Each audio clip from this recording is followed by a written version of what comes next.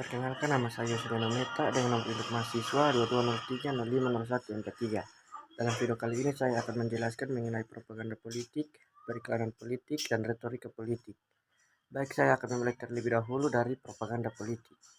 Propaganda politik adalah strategi yang dilakukan oleh pihak-pihak politik untuk manipulasi persepsi dan opini publik guna mencapai tujuan politik mereka. Tujuan utama dari propaganda politik adalah mempengaruhi pikiran masyarakat agar mendukung dan menolak suatu ideologi, partai politik, atau tindakan pemerintah. Propaganda seringkali menggunakan berbagai teknik persuasif, termasuk penyampaian informasi yang selektif, manipulasi emosi, dan penggunaan narasi yang dirancang untuk menciptakan citra yang diinginkan. Contoh kasus propaganda politik dapat ditemukan dalam berbagai konteks seperti kampanye, pemilihan umum, konflik internasional, atau perubahan kebijakan pemerintah. Salah satu contoh kasus yang mencolok adalah kampanye pemilihan umum di beberapa negara yang melibatkan penyebaran berita palsu atau hoax untuk mencerminkan reputasi lawan politik.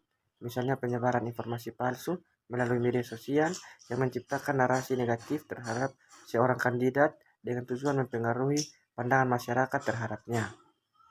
Baik, materi selanjutnya yaitu periklanan politik. Periklanan politik merujuk pada serangkaian strategi dan kampanye pemasaran yang dilakukan oleh kandidat, partai politik, atau kelompok politik untuk mempengaruhi opini publik, memperoleh dukungan, dan memenangkan pemilihan. Dalam periklanan politik, berbagai metode komunikasi digunakan untuk penyampaian pesan politik, termasuk iklan televisi, iklan radio, spanduk, pamflet, dan media sosial. Perkembangan teknologi dan media sosial telah memberikan dimensi baru para periklanan politik, memungkinkan kandidat untuk langsung berinteraksi dengan pemilih melalui platform seperti Facebook, Twitter, dan Instagram. Contoh kasus yang saya ambil adalah pada pemilihan kepala daerah di Nusa Tenggara Timur (NTT). Terdapat sebuah kasus menarik di mana dua kandidat bersaing untuk mendapatkan dukungan. Salah satu kandidat dengan strategi periklanan yang kuat, fokus pada isu ketahanan pangan di wilayah tersebut. Melalui iklan televisi, spanduk, dan kampanye media sosial, kandidat tersebut menyuarakan rencananya untuk meningkatkan produksi pangan lokal, memperdaya petani, dan memperkuat sistem distribusi. Di sisi lain, lawannya berupa membangun citra sebagai pejuang hak-hak suku dan kelompok adat di NTT. Kampanye periklanan menonjolkan keberpihakan pada kearifan lokal, melibatkan tokoh-tokoh adat dalam iklan-iklannya, dan menekankan pentingnya melibatkan pemasaran setempat dalam pengambilan keputusan. Dengan strategi yang berada ini, kandidat-kandidat tersebut mencoba mengakomodasi keragaman dan kebutuhan spesifik masyarakat NTT untuk memenangkan dukungan pemilih, yaitu retorika politik. Retorika politik adalah seni atau keterampilan menggunakan kata-kata secara persuasif untuk mempengaruhi pandangan dan sikap publik terhadap suatu isu atau pemimpin politik.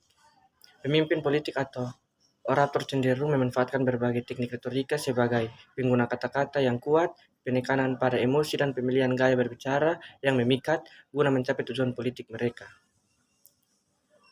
Memenangkan dukungan publik atau bahkan meredam perbedaan pendapat. Kesuksesan retorika politik seringkali tergantung pada kemampuan seseorang untuk membentuk narasi yang meyakinkan dan membangun koneksi emosional dengan audiensnya.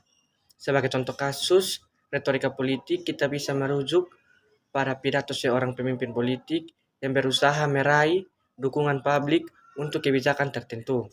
Misalnya seorang presiden yang ingin mendukung reformasi pendidikan bisa menggunakan retorika yang memfokuskan pada visi misi dengan masa depan bangsa, menekankan pentingnya investasi dan dalam berpendidikan, dengan menciptakan narasi yang menggambarkan dampak positif dari perubahan tersebut. Dalam hal ini penggunaan kata-kata yang membangkitkan semangat, statistik yang mendukung, dan pengungkapan cerita kisah sukses pendidikan dapat menjadi bagian dari strategi retorika politik untuk memenangkan hati dan pikiran audiens. Sekian dan terima kasih.